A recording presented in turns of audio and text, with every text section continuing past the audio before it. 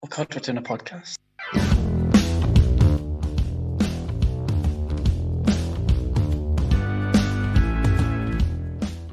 What is it now, Karen? Episode 3. Hi, Joseph. Hi Beth, how you doing? All right. It's episode 3. It's episode 3, the trilogy. Does this mean it's the last one? Who knows?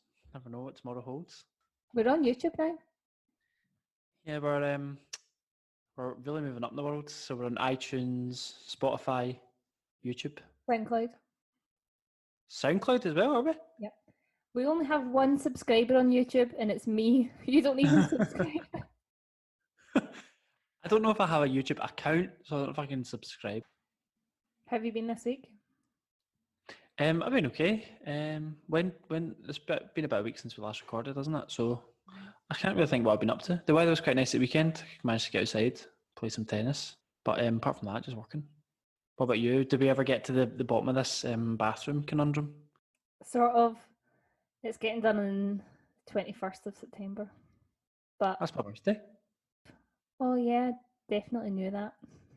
My Because you don't have birthday- your birthday on your Facebook. Do I not? You need to change that. I don't know. I don't like to give people too much information. You never know who's You don't get- watching.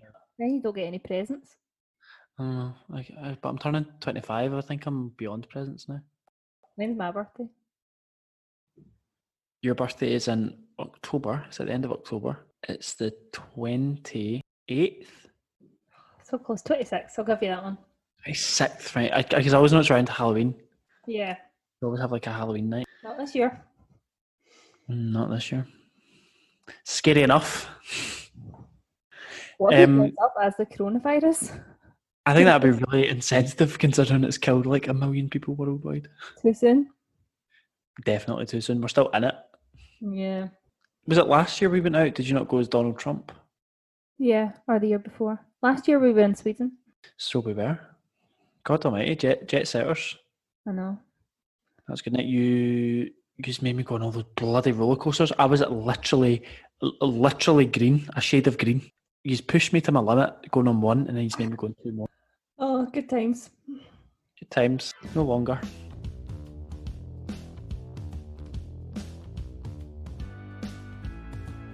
Glasgow lockdown. Glasgow lockdown continues. Still not allowed to visit people. Still not allowed to have visitors. So yeah, but okay, needs must. I'm not begrudging it because it's not like I'm doing anything anyway. I'm just work and then come home and then go to sleep and then repeat. So, but I think is the people are quite annoyed at the fact that you can still go to the pub and things, but you can't go and sit in your family's house. And I think down south they're saying that they know from like test and trace that a lot of the new cases down in Bolton, which has just been locked down, are coming from 20 to 30-year-olds or 20 to 40-year-olds. Because they're the groups, the age groups that are out socialising the most in pubs and cafes and restaurants. Because the government told them to. Exactly, that's just what I was about to say. So because the government said, well, eat out to help out and, go to the pub and help save the economy and all this kind of stuff. And then they get, Yeah, Matt Hancock this morning was saying, don't kill your granny. Don't kill your granny. Don't kill your granny, but keep going to the pub. Side note, I hate Matt Hancock. I'll not make the obvious joke. No, there's just something about him. It's odious. It's odious. I can't bear looking at him. Yeah, I think we're faced with like some of the most incompetent people we've ever had, ever, as a government. It's like, I don't know if it's because like they've all banded together, or if it's just extremely bad luck that we've ended up with all these idiots at once. What they're doing at the moment, though, is gaslighting, because they're saying, on the one hand, go out, socialise, eat out to help out, get back to work, kickstart the economy again. Oh, look at all these young people out and about. Shock, horror. I know. You can't have your cake and eat it, if that's the right phrase. I've never actually used that in a sentence before. Sounds right. Sounds okay. I think that means what I want it to mean.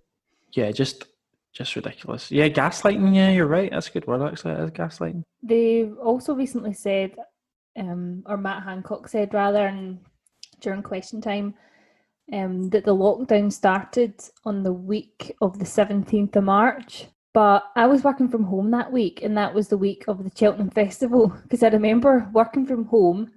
The telly was on in the background, but I was obviously working in the background. And the Cheltenham Festival was on. So I'm sort of saying to myself, I'm looking at those crowds and sort of thinking, this can't be as bad as the media or people are sort of, people are worrying over nothing sort of thing. This will be over in a couple of weeks, just by looking at the scenes at the Cheltenham Festival. So it's already starting that they're saying, lockdown started on 17th of March. Yeah. No, it didn't. Revisionism. They're sort of already planting that seed. It's totally brazen though. It's like, why did they come out with this utter nonsense, like complete lies that are... As if we won't remember. I know. It wasn't that long ago. Typical Tory behaviour. Fed up with it. I reckon that Hancock's a Karen. Oh, they're all Karens in a way, aren't they? Not even the good kind. Not even the good kind. Oh yeah, that was your homework for that week past. You were to think of a time that you'd behaved in a Karen-like way. So. Oh yeah. Did you manage to think of anything? Well, I'm thinking that I might need to do a Karen soon, because I bought 2 bottles of wine at the Co-op. Not to drink all at once. I had a friend coming over. Maybe a bottle each is still too much, but anyway. Did you really have a friend coming over, Bethany, or were they both for you? This is a safe space, you can admit to 2 bottles of wine. Well, I think she was drinking gin, but I just wanted to buy 2 bottles. Okay, it was a good price. So halfway through the first bottle, and noticed that it went out of date in April 2019. Oh my God! So I think I was already a little bit merry, so I just drank the rest of it because it tasted okay. Did you have a even worse hangover the next day because it was out of date? When I noticed that it was out of date in 2019, I also noticed that it was low alcohol. It was like 5% or something. Oh God! I didn't mean to buy that one. So I have a bottle of wine from 2019 just sitting in the fridge. So I don't want to drink it because it just, the thought in my head now is just that it's fusty and weird. But is it a brass neck to go up to the Co-op for a £6 bottle of wine to take and back? say you're selling me out of date products? Yeah. I don't have the receipt either. Oh, right. Well, no, absolutely not. You can't do that. That could be completely unproven. I'm sort of a semi-regular customer, so I think they might recognise me. Right, but okay, so that's a double-edged sword. So, like, in one hand, they would be like, "Oh no, she's in here all the time. We trust her." But on the other hand, if that backfires, they'll know exactly who you are, and you can never show your face again. But see, if you don't have the receipt and you stow up there with 2 empty bottles of 2019 wine, they'll just be like, "Well, you obviously bought it in 2019. What the fuck?" I've already drank one. Big night.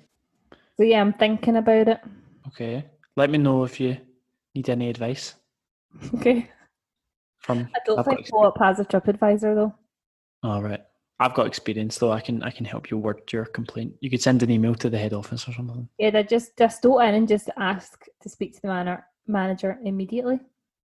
Immediately?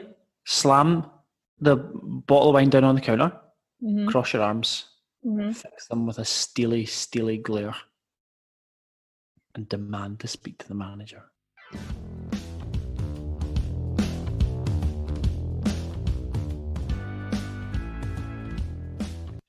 Okay, so some feedback on the podcast this week from a listener called Denise. So some feedback was she enjoyed episode 2, but she rightly pointed out that I referred to Alex Scott repeatedly as a female footballer, and she felt that it would have been more appropriate to just say footballer. Yeah. Fair point, well made. I think I maybe initially said it because her name's Alex Scott, and that could be either a male or female footballer. So I think I said female initially to maybe clarify that, and then just stuck with it. Nice save. This is like no when pun intended. This is like when they put. It's like when they put little correction notes in the newspaper and say, "We wrongly described Alex Scott as a female footballer." It's very common though. A woman who's a politician is always a female politician or mother of 2 politicians. So don't be so hard on yourself. like that Jess Glynn song. Oh yeah. She's cancelled, isn't she? Have we spoken about this before? Maybe I'm having deja vu. Did she go to like the Ritz in a tracksuit? Yeah, she basically. I don't think it was a Ritz. It was some weird restaurant. I think it's called like Spooky Fish or Spooky Prawn or something. I have no idea. It was like anyway. She rocked up in like streetwear, which is obviously very trendy at the moment. And she got turned away because she was wearing trainers. And then she was like all over Instagram being like disgraceful service, turned away. Da da da da da. We got a table at this restaurant and it was delicious. Thank you for your great service. Da da da. I think it's a case of like a celebrity being like, that attitude of like, don't you know who I am? Yeah. I used to be very obsessed with Hold My Hand in the early years of uni for some reason. I don't know why. Is that Now, the Jet 2 song? Yeah, the Jet 2 song. Now it's overplayed for Other sure. airlines are available. Do you know, apparently a Jet 2 flight get grounded, like delayed on the tarmac outside the airport for like 2 or 3 hours or something, and they just played Hold My Hand on loop for hours. Passengers had to be like, can you please turn that off? They were like driving people mad. Maybe that bouncer was on the flight. It's Karen of the Week time. So, this is a comment under a Sun newspaper article. Peter Andre says he's had intense therapy for 10 years to combat depression. And the article just goes on to say how he's struggled for years, stems from being bullied at school, really horrible bullying when he was younger, and he's had therapy. Right. So that's the basis of the article. And we have another gammon on our hands. I will assume is another gammon. Excellent. Comment from someone called Martin. Okay. And Martin, sharing his thoughts with everyone, he says, I'd be very depressed if I had a great career, lovely children, and millions in the bank too. But then he goes on to say, so he does an ellipses, ... A bit of tension. Draw the reader in. Okay. Yeah. I'm hooked. Let's go. Okay. So he then goes on to say, just goes to show money and fame can't buy happiness. So obviously he's saying there's a little bit of kind of sarcasm in there. I'd be depressed if I had a great career, lovely children, and millions in the bank. What do you think about that comment? I think he's belittling the issue, I think maybe. I guess you always say you don't know what's going on behind closed doors. I think it's quite easy to sit on the outside and be like, oh, that person's quite rich and famous. They must have a really great life. And yeah, they do say money can't buy you happiness, but money can buy you a great many things that contribute to happiness, as it were. It doesn't buy happiness, but it can definitely help alleviate some of your problems. And, if you can't afford to buy food, you're going to be unhappy. Unhappy? I think you'll be more than unhappy. You know what I mean? No, yeah, I know what you mean. Like money will get you a full belly and somewhere warm to sleep and basic needs like that. Obviously in Peter Andre's case, he's got more than just enough to sustain himself. Imagine I'm just guessing, because he's a celebrity, singing a hit single, Mysterious Girl. Oh yeah. Love that song. You do like that? Yeah. You love that song, actually. I really love that song. I have a real soft spot for Peter Andre. That's why I was quite upset at Martin in his comments. Yeah, Martin's not been very sensitive. Oh, he loves his kids. So does Katie Price. She loves her wins as well. I can't for her. Yeah. So let's read the comment again. So I'd be depressed if I had a great career, lovely children, and millions in the bank too. Setting aside the fact that he's a celebrity, he's obviously a man.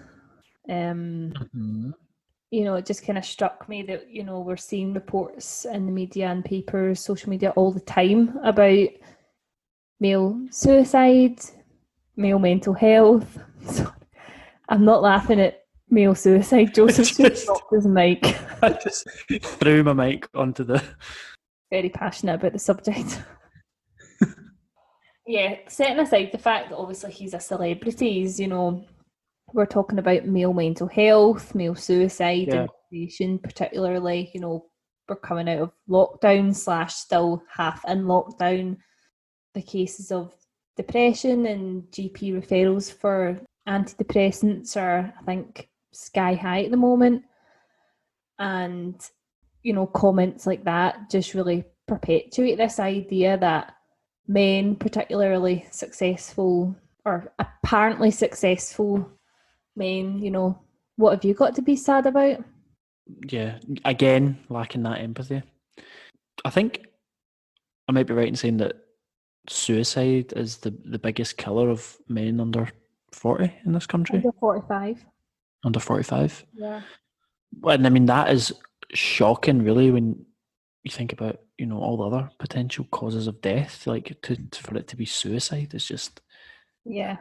It is, I mean, it is a bit of a crisis, isn't it? And it's coming more and more into the kind of social, like public eye, social consciousness, but I still feel that there's not a whole lot done about it. There's a lot of talk and people speak about it quite a lot, but I don't know of any kind of actual initiatives, or obviously there's charities like Samaritans and things, but Yeah.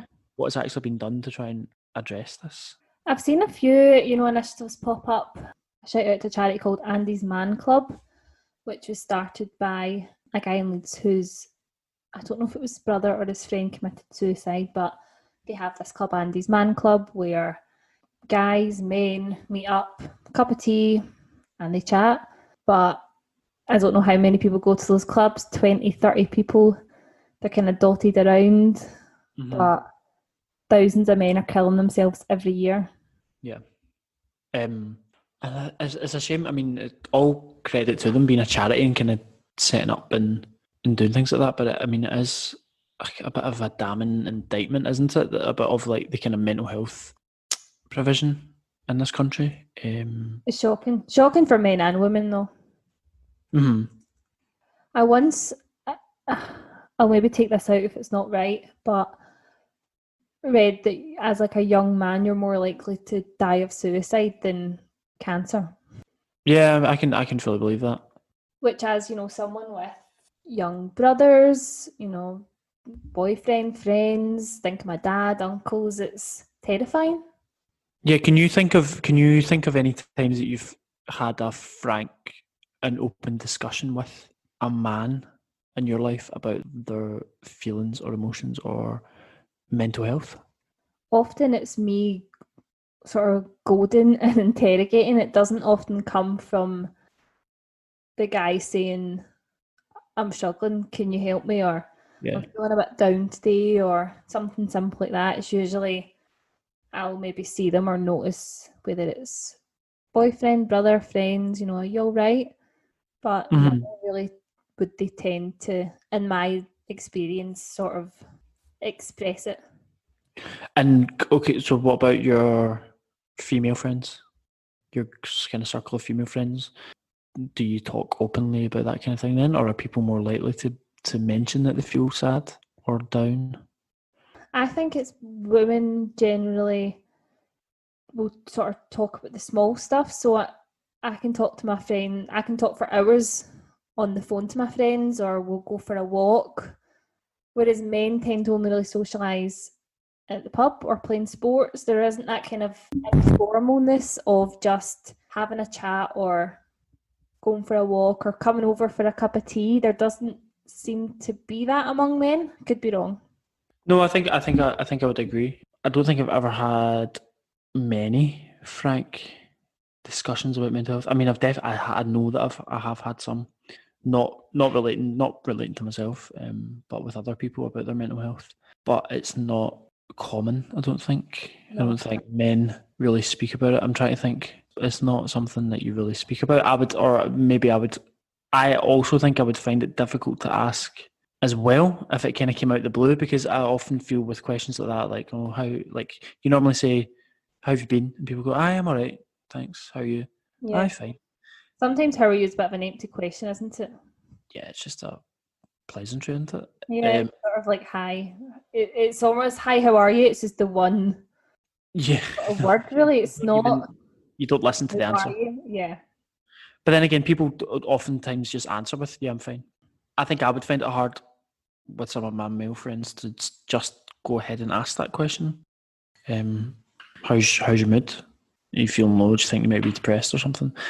But do you think it's because there is fear of those sort of informal chats of meeting for a cup of tea, chatting on the phone, going for a walk, that sort of thing, you know, you wouldn't necessarily need to ask because, you know, I'm using myself as an example. I went out for a walk with my friend, just 20 minutes, you know, just come out naturally, whereas, you know, rather than having a sit down, how are Yeah. you? Are you depressed? Are you feeling low? Are you depressed? You know, it's Mhm. more sort of informal, come around for a cup of tea.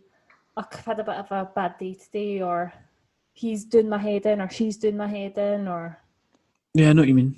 But I guess okay, so that might be like a difference in between men and women, that women are more likely to have that kind of that regular small talk and voluntarily open up. well, Yeah. do men typically socialise in the pub? Where else do men socialise? I know that loads of men don't go to the pub, and you know, I imagine loads of men have other hobbies, interests, but I'm talking sort of generally, it's the pub, isn't it? I don't know. I think that might be a No? bit of a generalisation. Okay. Where would you then socialise with your friends? Um, Pre-COVID, right? Okay, so pre-COVID probably. Well, the pub as a generalisation, yeah, I would still meet them in the pub or grabbing like lunch or something. Yeah. It's different when you're at uni. You can kind of go around each other's houses and just sit and Yeah. like watch football or watch a film or stuff like that, or play sports if the weather permitting, or like people are really into hill walking now. All of a sudden, Yeah, I think that's amazing. I mean, I'm not a big hill walker, but I guess stuff like that, outdoorsy stuff. A lot Yeah. of guys I do. think stuff like that will be great because I don't imagine sitting around the pub, anyone, man or woman, would feel confident to go, "Ach, I'm not really feeling myself at the moment. I'm just feeling a bit down," or the Yeah. pub is not the place for that.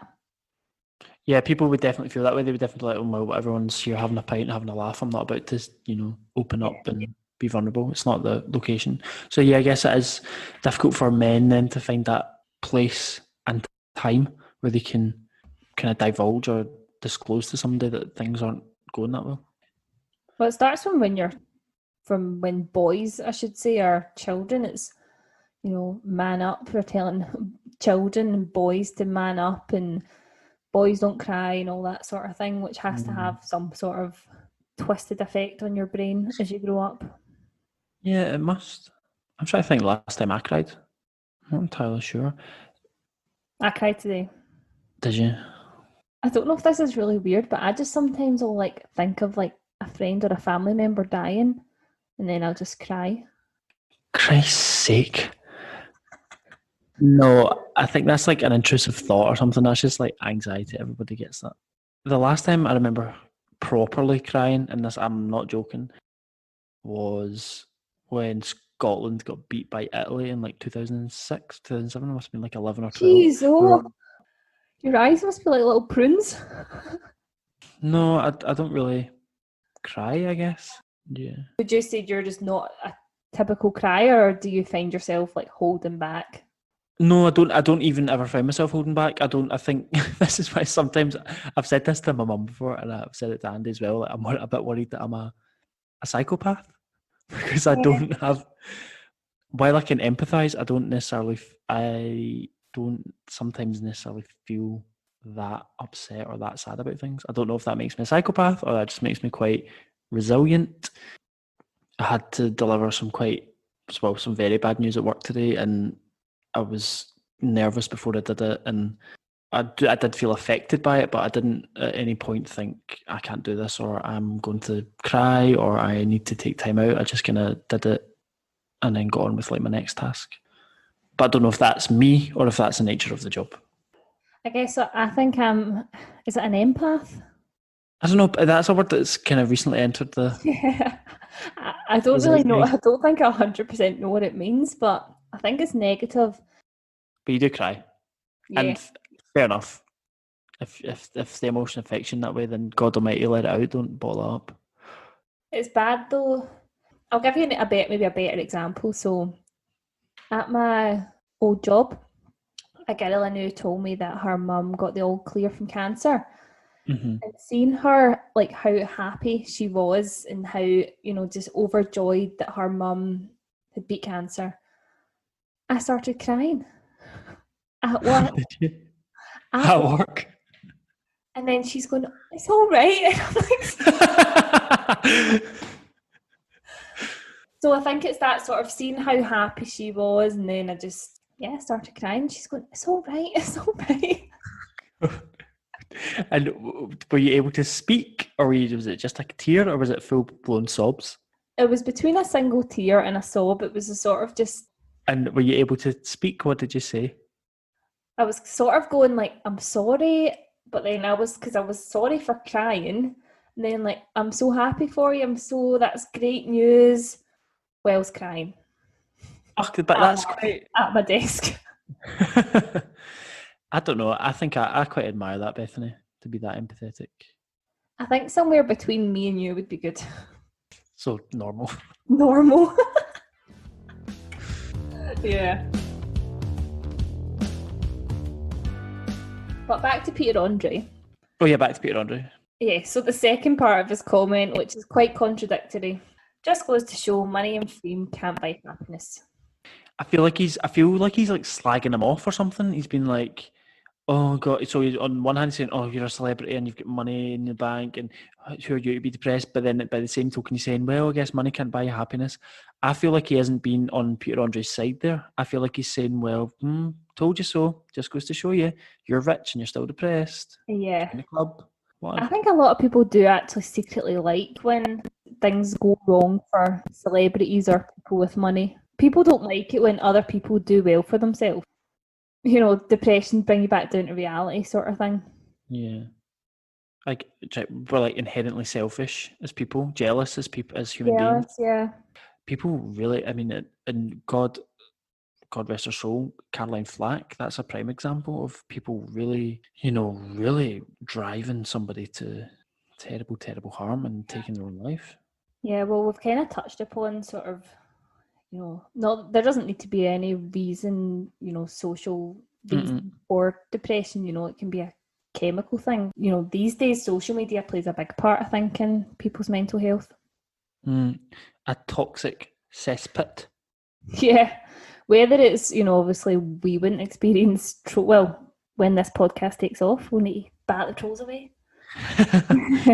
The paps outside the flat. And Yeah.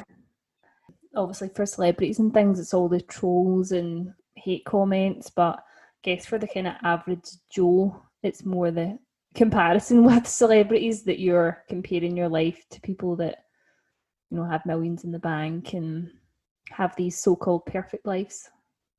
Well, yeah, perfect's the word, isn't it? So, like, people compare themselves, as you said, to these people who are supposedly perfect, like complete saints, idols. They've got, the kind of show home looking house. They've got the, fancy car, nice clothes.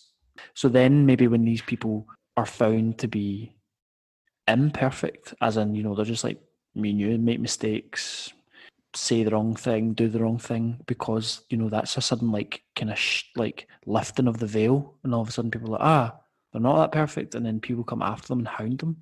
So do you think like they hold celebrities to this kind of weird, unachievable, unrealistic standard of like behavior and things? But when I look at a celebrity's Instagram, or I know that it's not real, or I know that they're not going to show the rubbish bits. No, but I think it might be like a subconscious thing. Like you look and you just absorb it. Like, oh, that's what their life's like. That's what their flat looks like. That's what their wardrobe is like. But I guess the point is, it's all like subconscious, isn't it? That's what like PR is and marketing is, and I guess that goes that's like kind of true for celebrity culture as well. Like, I think to bring it back to the sort of male mental health, when we talked about body image and things, in the past it was always women. When we looked at magazines, size zero, Photoshop, but now everyone's on social media. Now men are experiencing a sort of body image woes and. No, I mean, like I think in kind of eating disorders and body dysmorphia are becoming more and more prevalent in boys and men. Until we tackle this sort of stiff upper lipness when it comes to mental health for men and women, then We'll not get anywhere. we'll not get anywhere. But just at the moment, men need that little bit more help than women on this. On getting the conversation going, probably, yeah. Yeah. Probably. Though clearly it's a pandemic with male suicide at the moment. Absolutely. Absolutely. Difficult topic to talk about, difficult to find a solution to. Very complex. We're just putting our tuppence worth in. All right, it's time for my Karen. This is another social media find. We basically find them all on social media, don't we? This one relates to Strictly Come Dancing. Oh. Karens love Strictly Come Dancing, don't they? Well, they do, but this one Oh. has had enough. I think it's safe to say that she won't be watching Strictly anymore. Uh-oh. So I'll read you. Yeah, there's trouble brewing, trouble in paradise. This woman's Twitter isn't private, obviously, because I can read her comment, and it's actually her account has since been suspended because I went back to look at it via a link and it said it was from a suspended account. So, you know, what goes around comes around. Anyway, so she said, so they announced the couples for Strictly. Elaine has said, same-sex couple on Strictly? Need to get myself something else to watch. Full stop. Oh. So she's not happy. She's not happy. She is not happy. She won't be watching Strictly anymore because of the same-sex couple. And is it literally one same-sex couple out of how many couples? Well, I'm glad you asked because I did went and I did the math because I've got nothing better to do. All in all, including this series that's just been announced, there have been 252 celebrities that have been on Strictly Come Dancing. Can you name them all? Anne Widdecombe? Correct. So that actually means that since Strictly's been going on, there have been 126 couples dancing together. One celeb, one profession. One of them has been same sex. Less than 1%. It would take up so little of the program that she could fast forward it if it was really offending her that much. I like the idea that, you know, she can watch, she doesn't mind all these kind of straight guys going about in very, you know, traditionally quite camp, quite flamboyant, quite feminine attire, you know, their frilly salsa tops, their tight trousers. But the thought of two men doing that together? Oh no. Absolutely not. Well, it's that kind of common argument, isn't it, of oh, I'm not homophobic. I'm not homophobic. As long as they just, you know, they don't do it in front of my face. My favourite one is as long as they don't shove it down my throat. Poor choice of words. Or not. Shoving it down your throat is literally just gay people existing, isn't it? Yeah, I think that's her problem, isn't it? Like she doesn't want gay people to have any representation in the mainstream. I just find it a bit odd that she's that bothered by it. The guy who replied initially and said it was 2020, why is this an issue? Somebody different replied to him because it's cut off, but I think she said something like, she said, it just seems pointless. And then I think she said they're there to dance, not to do anything else or something like that. And I was like, yeah, exactly. They're just there to dance. So what's the issue? Like, they're not going to start getting off with each other on primetime TV. Not even that would be an issue because that's perfectly illegal in this country. And normal. H from Steps was on Dancing on Ice. They had a same-sex couple. Did they? Mm-hmm. God, that's STV again ahead of the BBC. Yeah. So I wonder what Elaine's real issue is. She does have a couple of emojis in her Twitter name. Mm. Can you guess? The British flag? Yeah. Is there just 3 British flags? There's a Union Jack and a Saltire. Nice. So I think she's like a Scottish Unionist. Right. And she's also a homophobe. And I'm not going to say anything more. Well, I'm saying nothing. it's going to be a short podcast this week then. Shall we read her Twitter bio as well? Because it's Yeah. not private. Okay. Fed up with PC Brigade. Is that us? Oh, aye. Fed up with PC Brigade, Sturgeon, Freeman, Swinney, et al.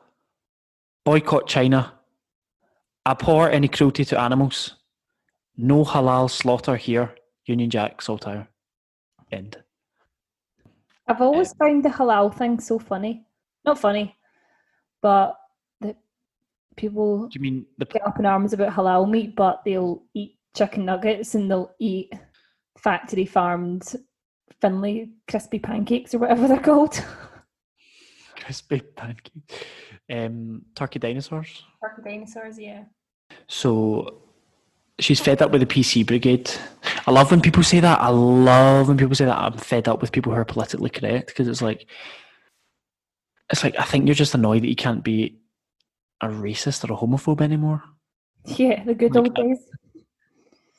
The good old days when I could say what I wanted about whoever I wanted and get absolutely no backlash for it.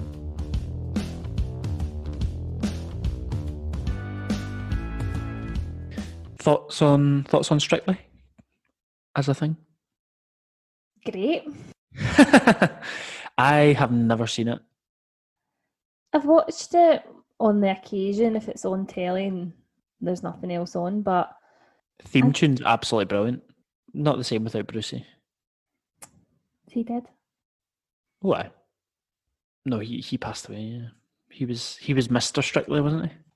So, Why do people get so up in arms though about? Yeah, I don't know. So I don't know if she's maybe, she really enjoys Strictly. Do you think if they weren't gay, it wouldn't be such a big deal? I don't even know if they are Because gay. I do think.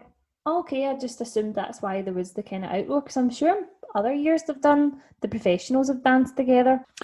So maybe, I don't know. Maybe Elaine just absolutely loves the kind of sexual tension that you get in like a really, tight dance, yeah. tango or a saucy salsa or a kind of romantic wee waltz. Maybe she really relishes that, and the fact that that might be two men sharing it, she just can't handle it. She doesn't want to know. She just wants to see. Yeah, maybe that's not what.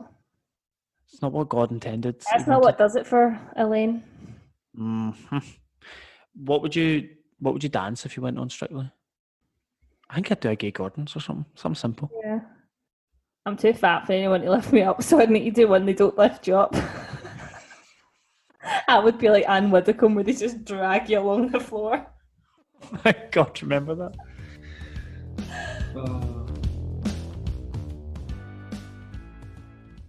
This woman is a bigot who can't bear to watch her favourite TV show just because there's two women dancing together. It's a bit sad, isn't it? A wee bit, yeah. To sort of say that it makes you feel that you're not going to watch, that's quite a statement, isn't it? I think they won't miss her viewership. No. If she's like that. She did have a follow-up tweet on her own timeline, her own page, that said, "Oh dear, some elements in our society are really getting their tights in a tangle over my Strictly comments. Get over it. I'm entitled to my opinion, and if you don't like it, go have a cry." And then some crying emojis. Ah, well, Elaine, don't worry. Don't worry, Elaine, we're not crying, we're cringing. Love the fact she's described it as an opinion. I think we spoke about this on like the first podcast we did, how like you present like very basic, right and wrong as like having an opinion. Like to have an opinion on homosexuality. It's like, well, you don't have an opinion on it. You're either a bigot or you're not. People say the most awful thing, and then just because they say, "Yeah, but that's my opinion," it's somehow okay. As if it's untouchable. It's like, "Oh, I'm allowed to have an opinion." Yeah. It's like, yeah, you're allowed to have an opinion, but some things aren't based on opinion. Some things are just morally okay and morally not okay. Do you know what I mean? And you can just say something that's wrong. I can say the sky is orange, but that's my opinion. Like, no, it's not. All right then. Let's just say it's your opinion doesn't mean it's true.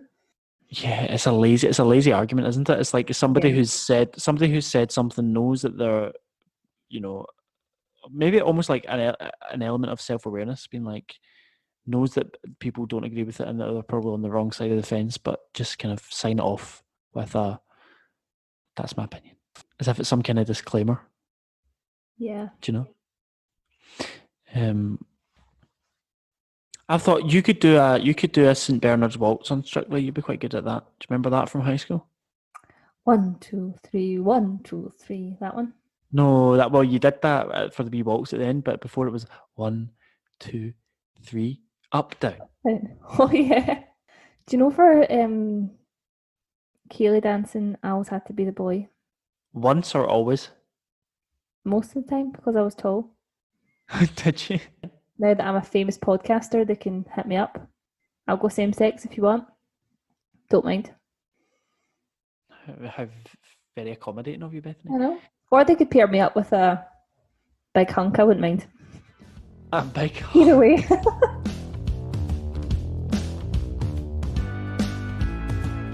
Okay, so it's probably time to vote. Okay, so Martin was mine. Martin. And Martin was berating Peter Andre for having mental health issues because he's rich, he's a celebrity, has a nice family, seemingly perfect life, and was sort of berating him for having mental health issues. So quite insensitive. Insensitive to obviously the current pandemic that we're facing against male mental health, unsympathetic to mental health in general, and just generally being a bit of a Karen or a gammon. A gammon, a Karen. Oh, he's a Karen. He's a Karen. Yeah. I think both of our examples had a wee bit of sass in them tonight. Yeah. Don't you think? I think this guy with his ellipses, very sarcastic, and then a wee ellipses for effect, and then money can't buy you happiness. Very sassy. And then my example was Elaine, who she set herself up quite well. Same-sex couple on Strictly. Need to get myself something else to watch. Full stop. And then obviously her Twitter bio is a bit, just like talking about all these different things. Boycott China. Full stop. She's really kind of got a scattergun approach to her Karenness, So I'm going to be really selfish, I think, and vote for my own one this week. I think the fact she's got multiple different things that she's clearly pissed off about. Yep. The rhetorical question, really like that. The final nail in the coffin, I think, for her to be the winner. Obviously we've spoken about the rhetorical question, but also the fact that she's like, need to find myself something else to watch. That's very, very Karen. It's very like I'm speaking to like a customer service person. I'm almost saying like, I won't be back. I will not shop here again. I will not give you my custom anymore. I mean, if you wanted to take the it, bosses at the BBC are going to read this and go, "Oh no, Elaine's Elaine's not going to watch." Elaine's no happy. I guess if she really, really couldn't stand it, she could just not pay her license fee. But she's got a Union Jack in her bio, which makes you think she's a bit of a UK bootlicker, so she's probably going to keep paying it. Bootlicker. I love that as a phrase. I think it's so brilliant. It's so simple yet so cutting. Just show somebody up for being a subservient idiot. Well done, Karen of the week. Thank you very much. First victory, 1 of 3. We need to keep going now, so I have more wins than you do. It's not very nice. So there will be an episode. It's not about winning, it's about taking part and having fun. The inner Karen in me is really jumping out right now, and it's definitely all about winning. You want to speak to my manager? I get Ryan in here. Oh. Casual misogyny. Usual.